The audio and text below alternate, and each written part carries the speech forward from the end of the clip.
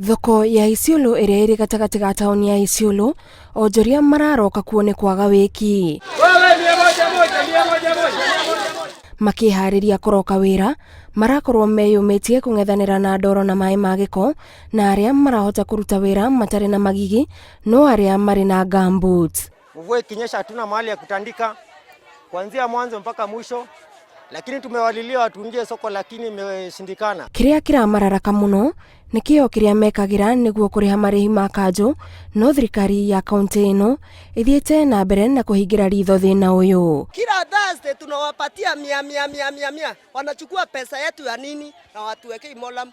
Wamonge molam, waweke choo, waweke maji. Guthuka gwa thoko ino guthiete na mbere na gutuma aguri morire thoko ino, na amwe aendia guku marauga mainukaga moko matheri thengia wao gwetungumania muthenya mugima. Unaona watu wanakaa wakianguka hapa. Mimi nauza viatu, customer akishika matope kule hawezi pima kiatu hapa. Mteja anakuja maybe ameanguka chini, akishika nguo inachafuka, siwezi nikamlipisha, sasa inabidi mimi mwenyewe niende nioshe hiyo nguo. Hindi ya riua Onjoria makunekagwo ni rukungu na magatinda makihia riua ni undu wa thoko ino kwaga gwakwo kiriu. Huku kuna kuanga na upepo mkali, mafuli peke yake hawezi katusaidia, hata inaharibiwa na upepo.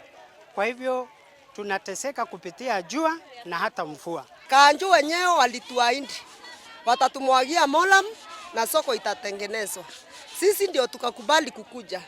Tulipokuja tangu tukuje hakuna story kama hiyo wameongea tena, hawajaongea kitu kama hiyo tena. Hapa hata choo hatuna, so tunatesekanga sana, tunaenda kulipa choo huko juu. Mahali soko iko na hapa tunauzia ni distance mrefu. Katakati ka maundu maria Onjoria thoko-ini ya Isiolo marenda gwikirwo ni gwakwo gwa barabara iria ithiete thoko-ini ino, tondu onacio iria itari-ini ria thina wa thoko ino.